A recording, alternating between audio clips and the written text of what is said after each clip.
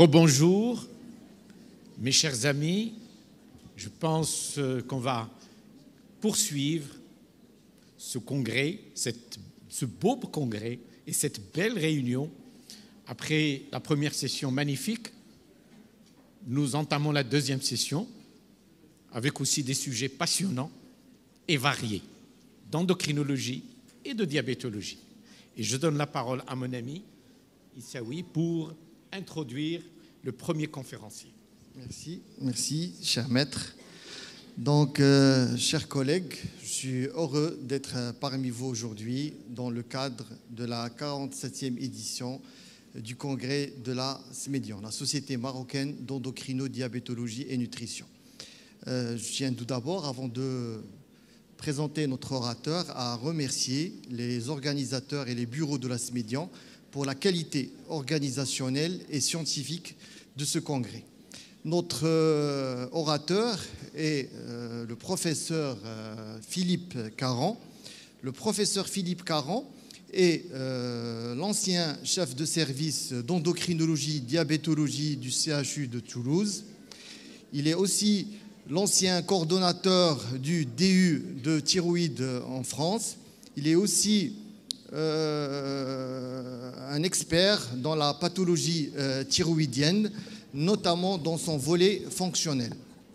Le professeur Philippe Caran a étudié beaucoup les dysthyroïdies au cours de la grossesse, et les dysthyroïdies, c'est le sujet âgé. D'ailleurs, c'est le thème de sa présentation aujourd'hui.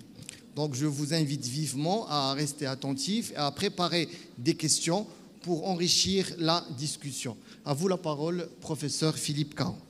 Merci beaucoup. Personnellement, deux choses. Premièrement, je voudrais remercier le comité scientifique de ces journées qui m'ont invité à faire ces deux présentations, l'une sur thyroïde et grossesse et celle-ci des maladies thyroïdiennes chez le sujet âgé. Juste une petite chose, je ne suis plus le chef de service d'endocrinologie, mais je suis toujours le coordinateur du diplôme interuniversitaire de thyroïde en France. J'avoue franchement que la situation de retraité hospitalière est une situation très agréable.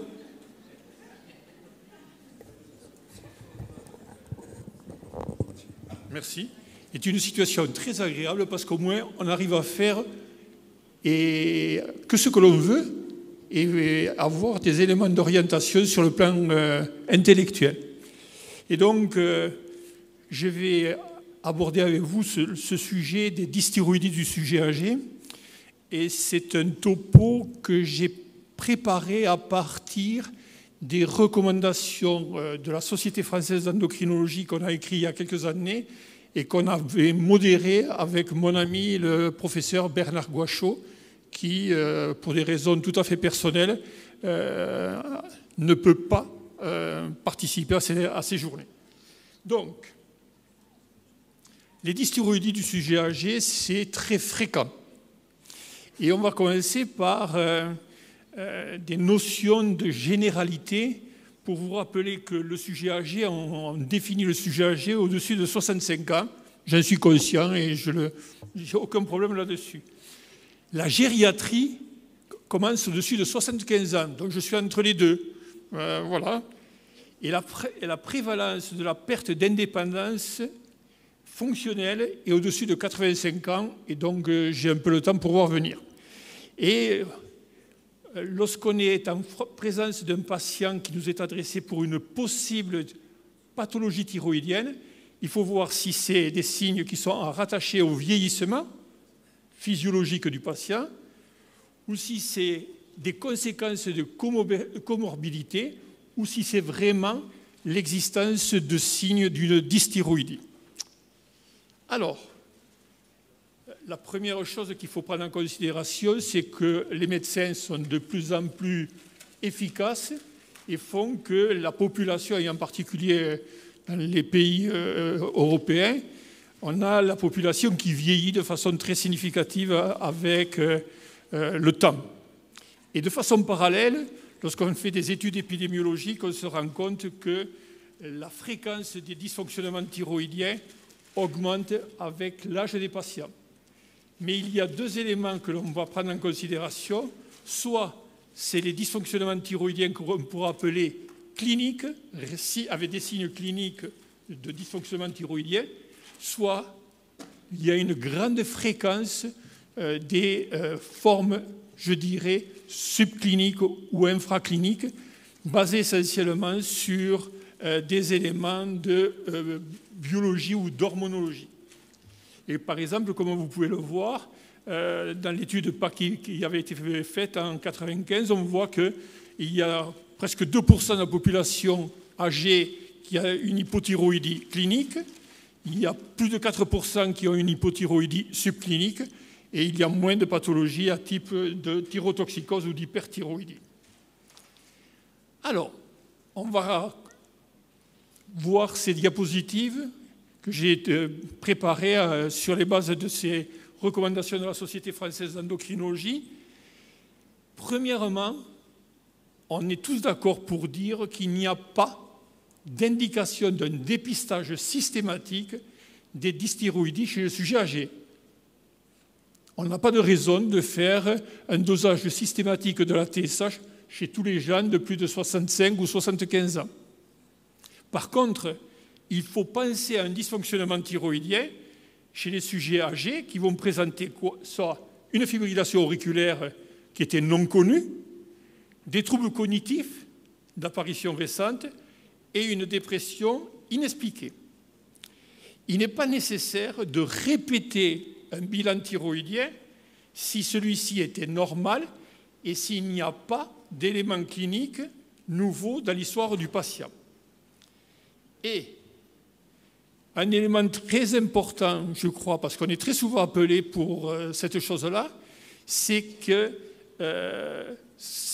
n'y a pas d'indication de faire un bilan thyroïdien systématique, par exemple chez les sujets qui sont hospitalisés pour une fièvre, une altération de l'état général, parce qu'on va se trouver avec une altération des paramètres fonctionnels thyroïdiens qui ne seront pas le témoin de l'existence d'un dysfonctionnement thyroïdien, mais qui seront le retentissement de ce qu'on appelle le thyroïde 6 syndrome, c'est le retentissement sur les paramètres fonctionnels thyroïdiens d'une affection intercurrente non thyroïdienne.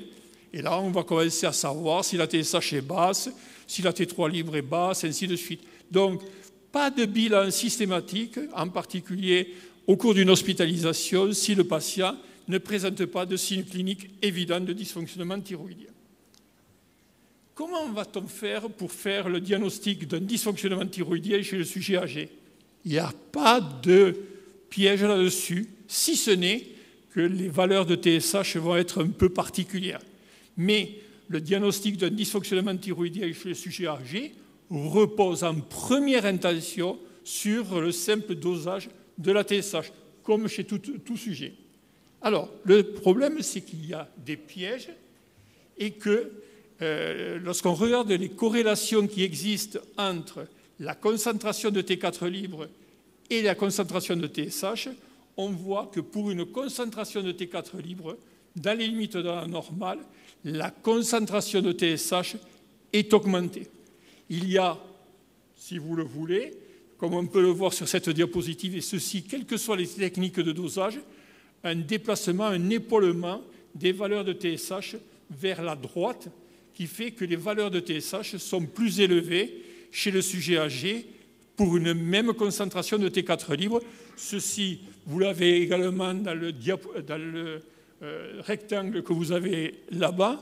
Vous avez, pour les normes de sujets de l'ordre de plus de 70 ans, une limite supérieure à la normale aux alentours de 4,5 ou 4,7.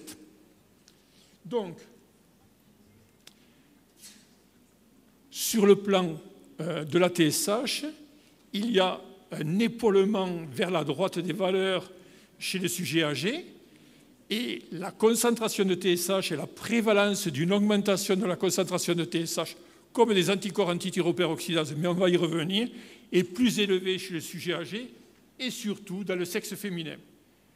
Lorsqu'on regarde les données de la littérature, la majorité des études montrent bien cette chose-là. Il y a une augmentation de la concentration de TSH avec l'âge des patients.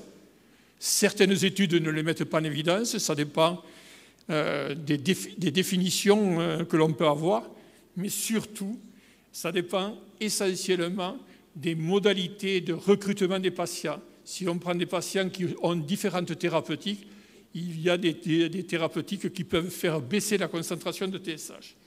De telle sorte que, pour faire le diagnostic d'un dysfonctionnement thyroïdien chez un sujet âgé, le diagnostic repose sur le simple dosage de la TSH. Il n'y a pas, en première intention, de raison de pratiquer soit un dosage de T4 libre, soit un dosage de T3 libre, ce dernier, la T3 libre, est essentiellement le reflet de plein de choses, et en particulier de l'impact des nombreuses médications que le sujet âgé peut être mené à poursuivre. Pas de recherche des anticorps antithyroïdiens et pas de recherche systématique, tant qu'on n'a pas fait un diagnostic de dysfonctionnement thyroïdien, d'une anomalie de la morphologie thyroïdienne, parce qu'on va trouver des dystrophies ou des nodules thyroïdiens. Qu'en est-il des valeurs de la normalité de la concentration de TSH? La valeur inférieure de la borne inférieure de la TSH, je dirais, elle est aux alentours de 0,4 milliunités par litre. Et celle-ci, la valeur inférieure, est peu influencée par l'âge des patients. Par contre, comme je vous l'ai montré sur les diapositives précédentes, la valeur haute du range de la normalité est augmentée chez le sujet âgé. Et de façon simpliste, gardez à l'idée suivante, c'est que la limite supérieure de la normale de la TSH pour un sujet que vous êtes amené à voir, c'est son âge divisé par 10. À savoir, si vous avez devant vous un patient qui a 80 ans, vous pouvez considérer que sa TSH peut être normale jusqu'à une valeur de 8 milliunités par litre. La valeur inférieure ne bouge pas avec l'âge, s'il n'y a pas d'imprégnation d'autres médicaments. Par contre, la borne supérieure va augmenter et c'est l'âge divisé par 10. Ceci est un élément très important. Alors, on va maintenant discuter la prise en charge des dysfonctionnements thyroïdiens, soit l'hypo, soit l'hyperthyroïdie en fonction des valeurs de TSH. On va commencer par l'hypothyroïdie. Comme je vous l'ai montré et comme vous le savez, la fréquence de l'hypothyroïdie va augmenter avec l'âge et on sait que c'est d'autant plus important dans le cadre des hypothyroïdies infracliniques ou frustes. Vous pouvez le voir, plus de 10% des sujets de sexe féminin en particulier qui ont plus de 65 ans ont des anomalies de la concentration de TSH. Par contre, les signes cliniques, ceci est un élément très très important et ça va être le fil conducteur de toute notre réflexion pour la prise en charge de l'hypothyroïdie, c'est que les signes cliniques ne sont pas spécifiques et sont moins fréquents que dans la population générale, des sujets de moins de 65 ans. Cette diapositive pour vous montrer la fréquence, la prévalence de l'augmentation de la concentration de TSH en fonction de l'âge des patients et en fonction du sexe. Vous voyez très bien qu'il y a une augmentation de la prévalence de l'augmentation de la concentration de TSH avec l'âge des patients, et ceci d'autant plus important que c'est des sujets de sexe féminin. Qu'en est-il des signes cliniques? Les signes cliniques de l'hypothyroïdie sont peu spécifiques et surtout moins fréquents que dans la population, je dirais, d'âge de moins de 65 ans. Les manifestations neuropsychiatriques, cardiologiques sont moins fréquentes, bien sûr, c'est moins spécifique, moins sensible, et tous ces signes classiques, l'intolérance au froid, la prise de poids, la constipation, ainsi de suite, sont présents que chez 30% des patients qui sont âgés, mais aussi sont présents dans 17% des patients qui sont plus de 65 ans et qui n'ont pas de dysfonctionnement thyroïdien.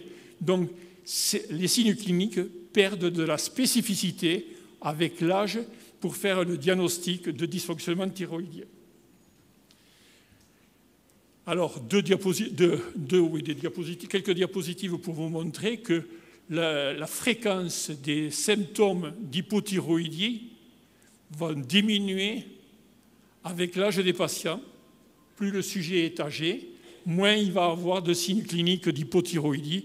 Ceci est également objectivé dans cette diapositive. Et vous le voyez également pour ici, tous les signes cliniques, tous les signes cliniques bien classiques, les palpitations, la constipation, tous les signes cliniques sont moins fréquents chez les sujets de plus de 65 ans. Quelle est l'évolution d'une hypothyroïdie, en particulier subclinique, fruste, chez le sujet âgé? Ça va être fonction essentiellement de deux choses, du délai qu'on va se donner, quel est le délai pour surveiller ces patients, et l'importance de l'augmentation de la valeur de TSH au moment où vous voyez le patient pour la première fois. Plus la valeur de TSH est élevée, supérieure à 10 micro-unités par ml, vous avez un risque plus important de voir l'évolution vers une hypothyroïdie symptomatique et donc clinique. D'accord? Alors, quelles sont les conséquences de l'hypothyroïdie, et en particulier de l'hypothyroïdie la plus fréquente qui est l'hypothyroïdie infraclinique?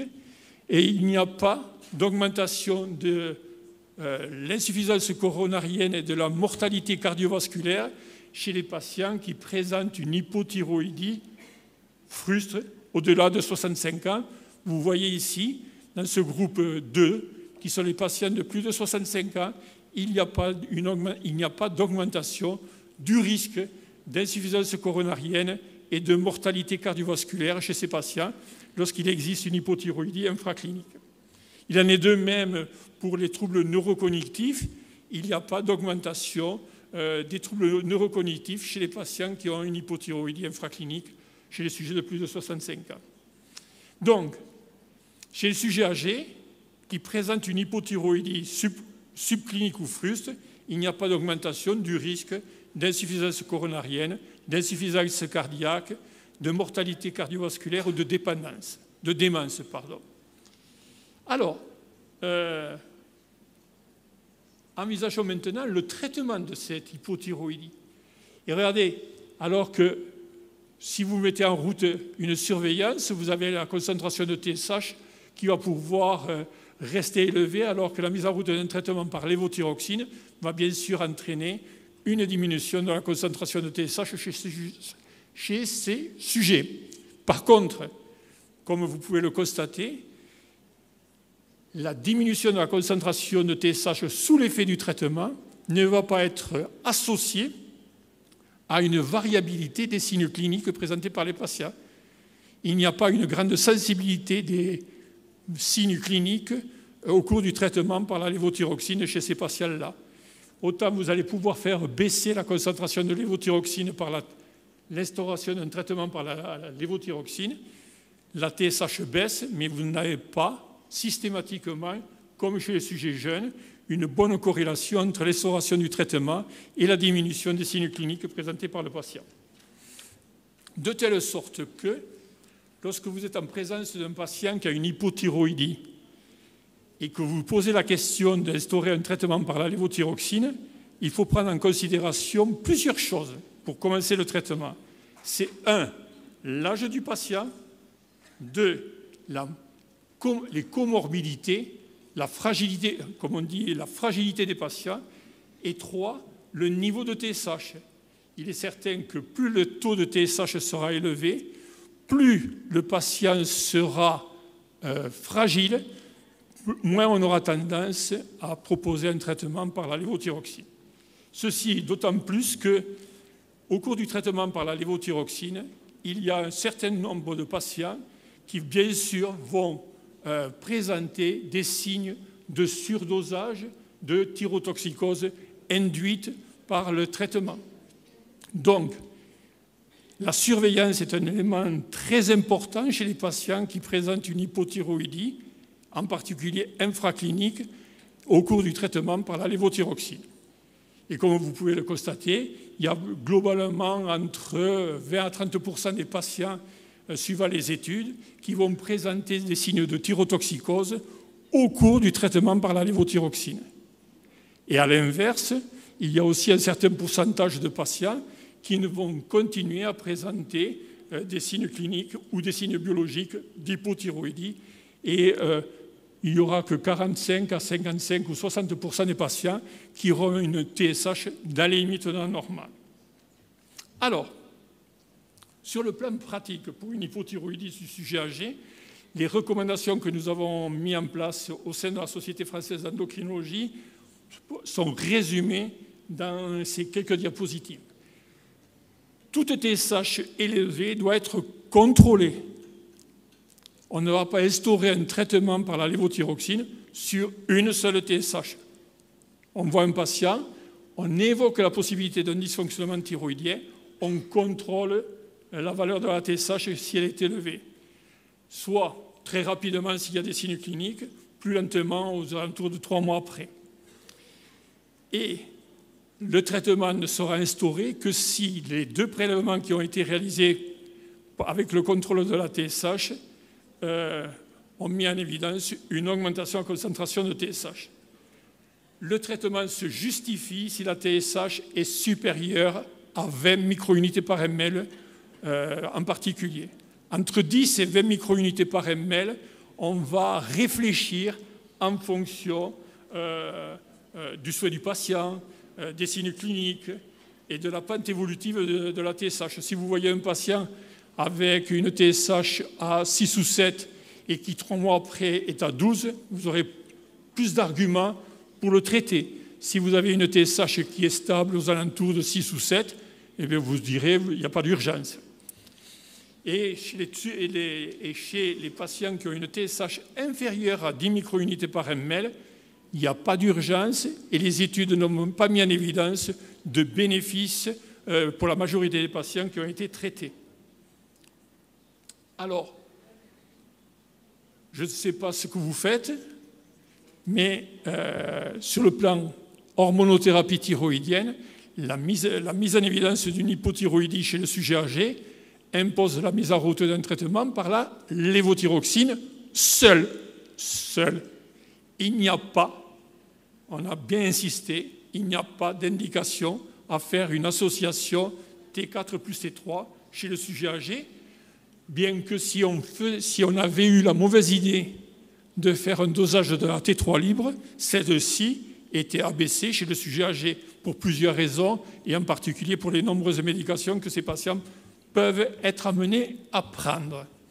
La surveillance d'une hypothyroïdie chez le sujet âgé ne pose pas de problème, elle repose sur la TSH et on doit normaliser la concentration de TSH sans tout à fait toujours vouloir ramener la TSH la plus basse dans les valeurs basses de la normale. Si on veut une TSH trop basse, on expose le patient à un risque de thyrotoxicose et de voir le risque d'apparition. Si vous avez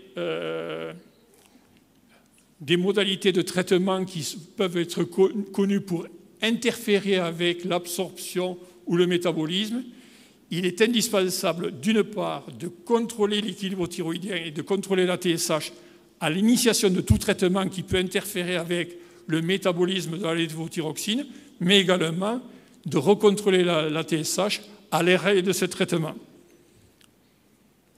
Et si vous n'avez pas mis en route un traitement, devant une TSH modérément augmentée, il est nécessaire, il est de bonne loi, de contrôler la TSH dans les 6 à 12 mois après le contrôle thyroïdien. Voilà ce qu'on pouvait dire pour l'hypothyroïdie. Envisageons maintenant l'hyperthyroïdie ou la thyrotoxicose. C'est moins fréquent. Clinique, c'est de l'ordre de 0,5 à 4% de la population. Un hyperthyroïdie fruste, c'est de l'ordre de 2 à 8% de la population. Les signes cliniques sont aussi moins fréquents et, disons, moins évidents sur le plan symptomatique. Et il est indispensable de faire un bilan étiologique de toute hétérotoxicose chez le sujet âgé, parce que vous savez que les étiologies sont très variables. Ça peut être en hyperthyroïdie, je parle bien, ça peut être soit une maladie de base d'eau, soit un goitre multi-hétéronodulaire toxique, soit un nodule toxique isolé. Et il est certain que la prise en charge et la réflexion va être différente, tant pour l'évolution que pour la prise en charge thérapeutique de ces patients. Alors sur le plan clinique, il y a plein de données dans la littérature. Les symptômes ne sont pas très fréquents, la qualité de vie est variable, beaucoup de données sur le retentissement de l'ostéoporose, en particulier dans le sexe féminin. On va voir quelques anomalies cardiovasculaires et la mortalité globale liée à l'hyperthyroïdie chez le sujet âgé est discutée. Par contre, ce qui est certain, c'est que l'existence d'une hyperthyroïdie fruste ou symptomatique augmente le risque de fibrillation auriculaire. Ça, c'est classique. On sait très bien que toute thyrotoxicose modérée expose le patient à un risque de fibrillation auriculaire. Et ce risque de fibrillation auriculaire est également présent chez les patients qui ont simplement une TSH basse, c'est-à-dire une hyperthyroïdie sub- ou infraclinique. La mortalité de l'hyperthyroïdie infraclinique est essentiellement corrélée avec les comorbidités, que ce soit les comorbidités neurovasculaires ou cardiovasculaires, l'hypertension artérielle, la fibrillation auriculaire et quelques complications métaboliques, en particulier le diabète de type 2. Alors, l'évolution d'une hyperthyroïdie chez le sujet âgé est fonction de l'étiologie. Et en particulier, vous savez très bien qu'il y a presque un patient sur 2 qui va pouvoir normaliser sa concentration de TSH avec le temps. Le risque d'hyperthyroïdie franche est variable selon le niveau de la TSH de base. Si vous avez un patient avec une TSH inférieure à 0,1 microunités par ml, son risque d'évolution vers une hyperthyroïdie symptomatique est plus important que s'il avait une TSH discrètement diminuée entre 0,1 et 4 microunités par ml. Et le risque d'hyperthyroïdie symptomatique ou clinique est plus important lorsqu'on a un nodule autonome, un goitre hétéronodulaire qu'une maladie de base d'eau. On sait très bien que dans le cas de la maladie de base d'eau, on a des évolutions variables dans le temps.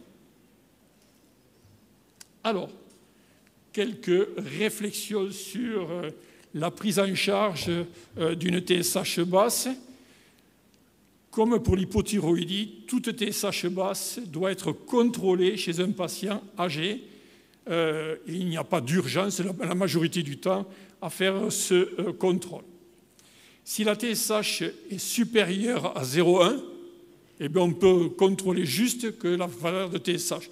Si la TSH est inférieure à 0,1 microunités par ml, il est de bonne loi de contrôler à la fois la TSH et la T4 libre pour à la fois affirmer le diagnostic de l'hyperthyroïdie et d'autre part affirmer le niveau de la thyrotoxicose.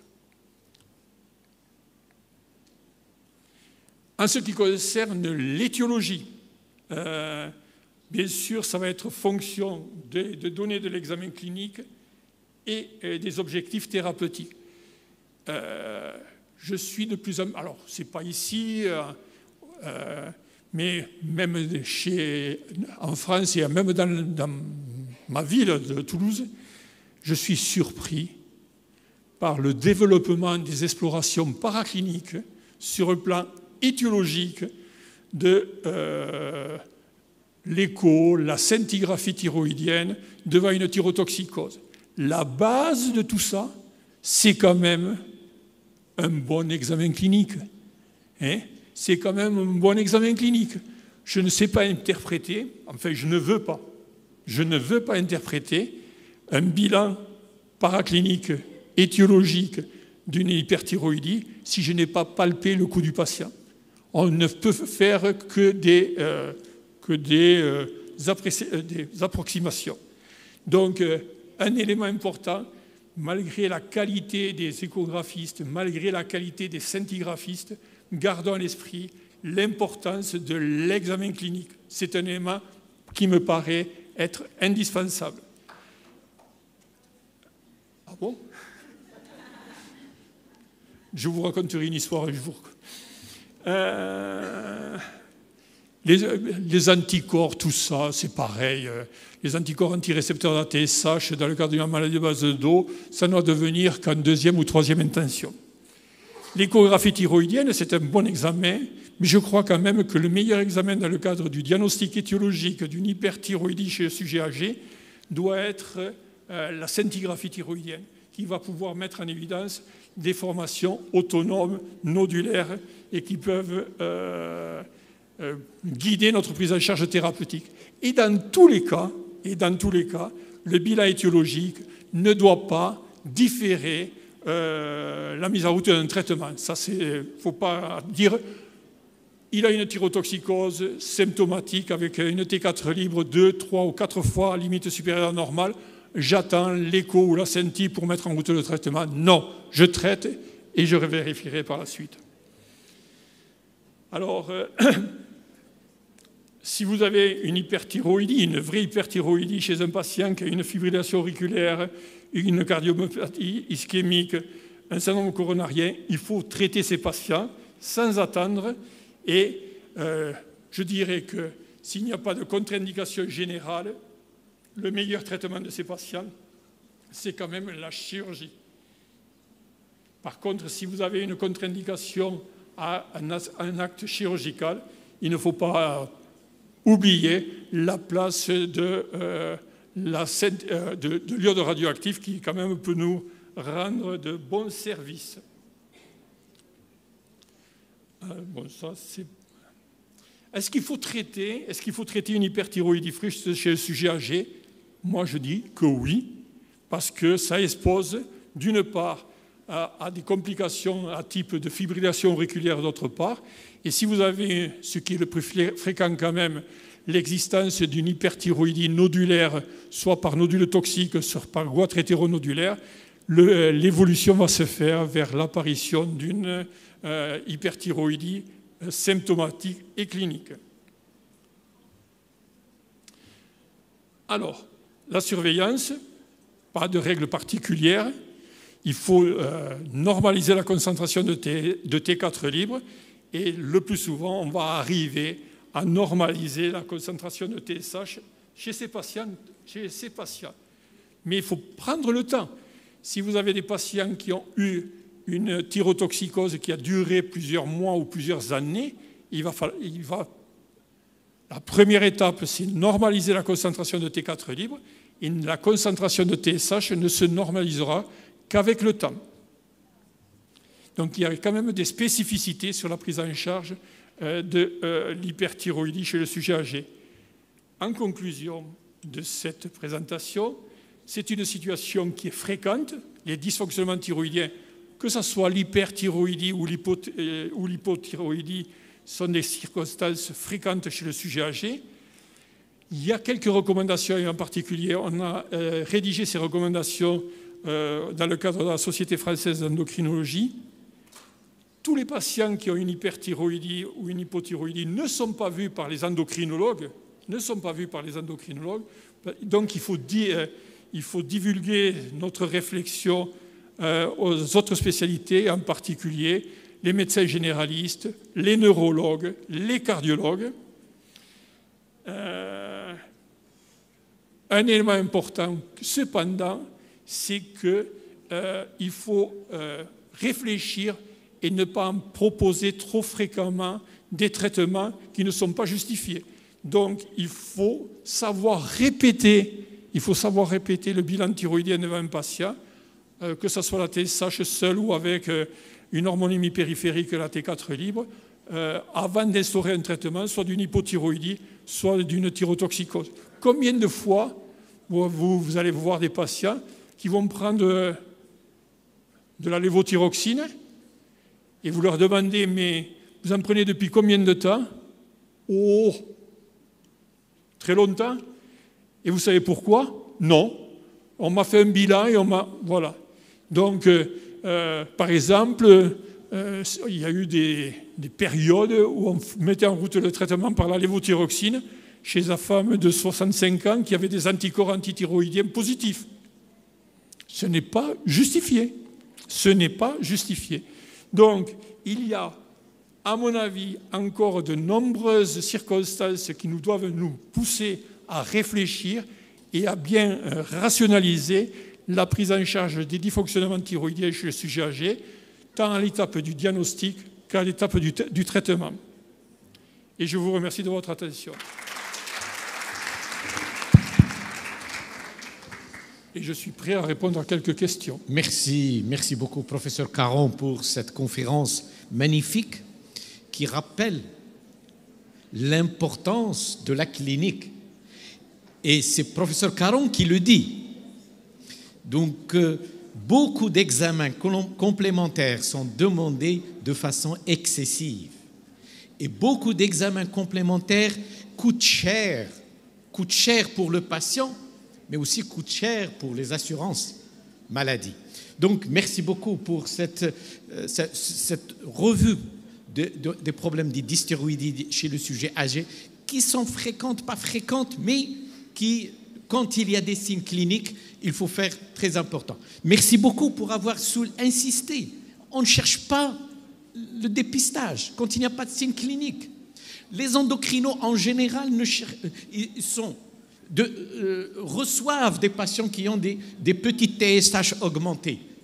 Donc, mais là aussi, c'est magnifique d'insister sur l'importance du dosage de TSH et du minimum d'exploration, y compris échographique.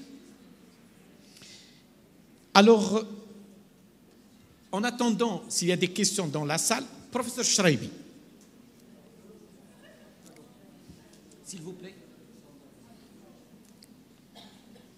Merci beaucoup, prof. Shraibi. Merci. Professeur Maïmouna. Merci beaucoup. Merci, professeur Caron. C'était d'une clarté, c'était limpide. Juste une petite question concernant la détermination de l'âge, du seuil supérieur de référence en utilisant la valeur de la décennie divisée par 10, c'est bien ce que vous avez dit. À partir de quel âge peut-on le faire? Mettons qu'on ait un sujet de 65 ans. Peut-on dire 6,5, 50 ans? Ouais. 50 ans? Ah non, non. Ah ben voilà. Ah non. C'était ça ma question. Non, non. On va rester... Donc 65 ans serait la limite. Ouais, on va rester sur la définition que j'ai donnée dans la première diapositive du sujet âgé, je dirais au-dessus de 65 ans. Seulement. Voilà. Merci. Non, Merci beaucoup. on ne va pas donner ça à 50 ans, on ne va pas dire qu'à 50 ans, on doit avoir une TSH inférieure à 5. Non. Professeur Shraibi. Merci, professeur Caron, pour ce bel exposé. Je me rappelle que je vous avais présenté il y a quelques années dans le cadre de lancement de la somatuline. Ça fait donc vous n'êtes pas thyroïdologue seulement, mais aussi vous intéressez à d'autres pathologies endocriniennes. Merci. Alors, comme vous l'avez précisé dans votre conclusion, la dysthyroïdie sur le sujet âgé est fréquente. Là? Elle est fréquente. Oui. D'accord. Point. Et en termes de chiffres, vous avez bien dit que plus de 20% des femmes présentent une TSH âgée, bien sûr, présentent une TSH élevée. Et plus de 12%, après 12%, une TSH un petit peu basse avec l'hyperthyroïdie. Donc ça fait 33%. Ça fait le tiers des sujets âgés. Évidemment, parmi ce tiers, il y a le tiers aussi de ce tiers qui a une dysthyroïdie patente. Et les 2 tiers latentes. Alors j'étais étonné de voir parmi les premières recommandations de la SFE qu'il n'y pas indiqué de dépistage systématique. Si vous avez aussi l'a remarqué, moi personnellement, à chaque fois que j'ai l'occasion de faire un check-up, même si j'ai un sujet de moins de 65 ans, je fais une TSH. Je ne sais pas si j'ai tort, mais en principe, vous avez bien dit que c'est fréquent. Alors, c'est pas parce que c'est fréquent D'accord? Parce que si vous le faites, c'est que vous allez trouver très souvent des valeurs borderline. Et qu'est-ce que vous faites? Vous mettez en route une surveillance. Moi, je ne crois pas. Je vais revenir à l'argument du modérateur. S'il y a la clinique, je fais la TSH. S'il n'y a pas de clinique, eh bien, je ne fais pas de TSH. Voilà. Mais par contre, si je vois un patient ou une patiente, un patient avec une fibrillation auriculaire qui n'était pas hypertendu, qui n'avait pas de raison cardiovasculaire pour faire une fibrillation auriculaire, je vais faire un bilan thyroïdien.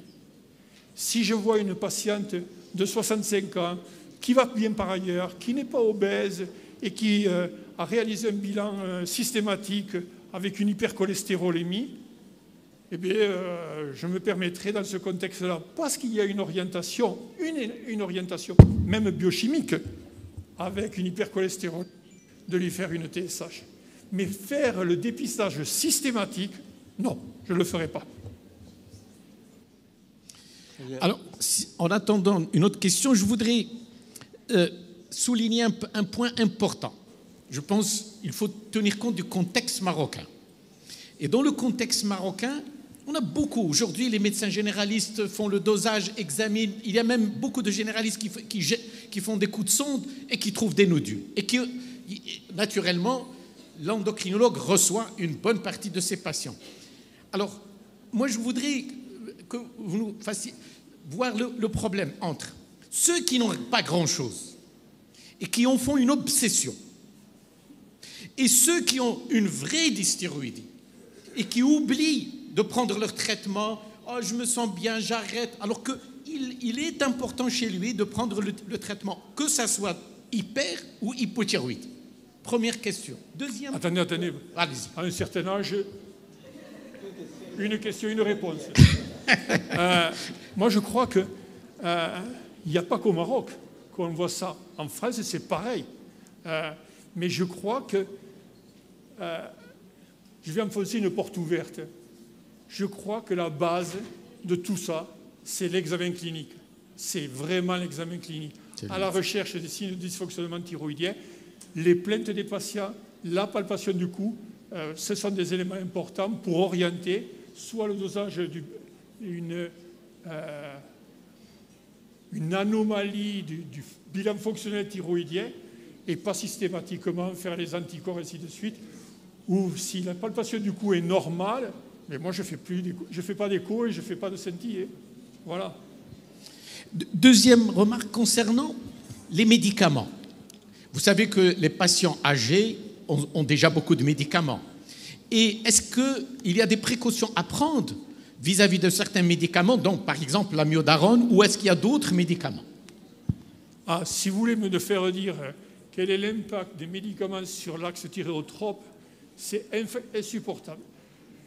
D'une part, sur l'axe hypothalamo-hypophyso-thyroïdien, d'une part, ça c'est pour les dysfonctionnements thyroïdiens, mais si vous voulez aussi, chez les patients qui sont traités par exemple par la lévothyroxine, avec l'impact sur le métabolisme et en particulier sur cet organe qui est une deuxième thyroïde qui est l'intestin. Il y a plein de médicaments qui peuvent interférer avec l'absorption de la lévothyroxine. Tout médicament instauré et qui peut interférer avec l'axe thyroïdien doit justifier un contrôle de la fonction thyroïdienne de la TSH chez un sujet traité, mais si on arrête le traitement, on doit vérifier aussi qu'on ne fait pas basculer le patient, par exemple, dans une thyrotoxicose. Ouais. Professeur Gherbi. Au milieu, s'il vous plaît.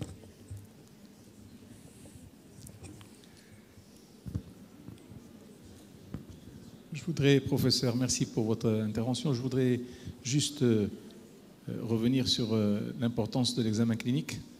L'applaudissement que vous avez entendu provenait de ce côté-là. C'est très important. Mais je voulais juste vous demandez par rapport au sujet âgé, on sait que les formes sont Paucisymptomatiques. paucisymptomatiques et très souvent atypiques. Ouais. Et donc, comment faire la part des choses quand on a une forme qui n'est pas du tout typique et quels sont les signes que nous allons rechercher? Non, mais je comprends votre question, mais ça déborde, ça débouche sur des prescriptions. D'abord, ça coûte cher, comme on l'a dit tout à l'heure, et deuxièmement, ça débouche sur des prescriptions thérapeutiques qui ne sont pas toujours justifiées. Souvent, on fait un bilan thyroïdien, on trouve une TSH qui est basse et on n'essaye pas de comprendre, on ne fait pas le contrôle d'abord, on ne fait pas le contrôle, on ne fait pas le diagnostic étiologique et on met en route un traitement par le néomercazole ou un ATS. Voilà. Et je dirais, et dans l'autre sens, dans le cadre de l'hypothyroïdie, c'est pire encore.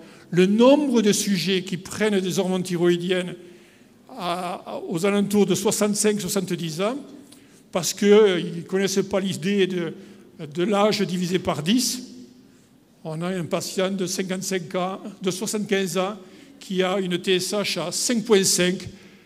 Elle est un peu fatiguée, elle est un peu déprimée. Bon, ça va être la thyroïde.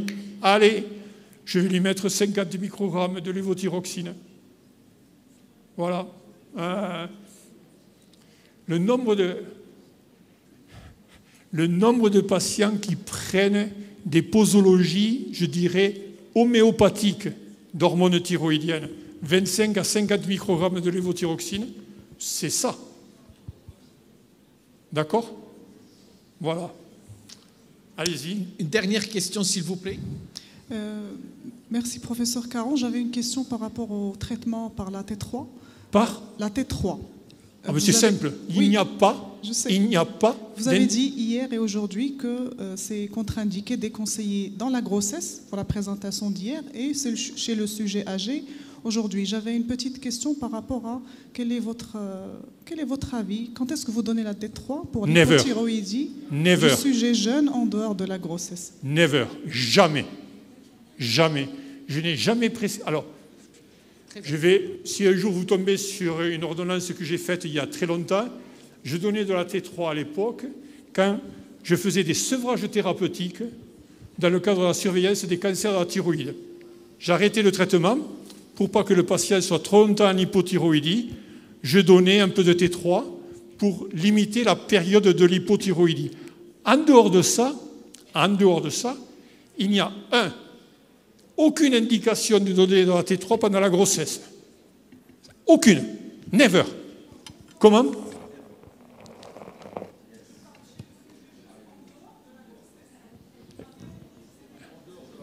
En dehors de la grossesse. Mais il n'y a pas d'indication. Il n'y a pas d'indication à donner de la T3. J'éclaircis ma question. Je parle de... Quelles sont, à votre avis, les autres indications qui restent, la place de la T3 en dehors de la grossesse et en dehors du sujet âgé? Never. Il n'y en a pas. Il n'y en a pas. Formidable. C'est la T3, les anomalies de la T3, en particulier la diminution de la concentration de T3, c'est le reflet très souvent de nombreuses médications qui interfèrent avec la conversion périphérique de la T4 en T3. Le stress, l'amiodarone, je crois qu'il ne faut pas, et je vais encore, je ne sais pas si le laboratoire Merck est présent dans la salle, et Dieu sait que je travaille beaucoup, je discute souvent avec les gens de chez Merck Serono, Merck Darmstadt. Je n'ai jamais prescrit, et je prescris de moins en moins, maintenant, Dieu soit loué, je ne prescrivais jamais de l'éthirale, par exemple. L'association, 100 microgrammes de lévothyroxine et 20 microgrammes de T3. Jamais. Je voulais avoir votre avis, justement, parce qu'il était question de prescrire ces associations chez les patientes qui rapportaient pas d'amélioration clinique avec des TSH normales. Et si vous faites ça, avec les problèmes... Je ne sais pas ce qu'on va dire ce soir la personne qui va traiter l'hypothyroïdie cet après-midi, je ne sais pas, peut-être. Mais le nombre de patients qui il y a une hypothyroïdie, une vraie hypothyroïdie. Vous leur donnez 100 microgrammes de lévothyroxine. Et malgré les 100 microgrammes de lévothyroxine, ils ne sont pas satisfaits. Mais ils ne seront pas... On est bien anti-thyrotoxicose, on est bien anti-thyrotoxicose. Mais on prend des risques sur le plan cardiaque c'est ça. et osseux, Oui. surtout chez la femme. Donc non, il n'y a pas, Merci. à mon avis, d'indication d'un traitement par une association thérapeutique comportant de la T3. Merci, merci, merci. Merci beaucoup, professeur Caron, pour cette belle conférence et pour votre expertise en matière de thyroïde.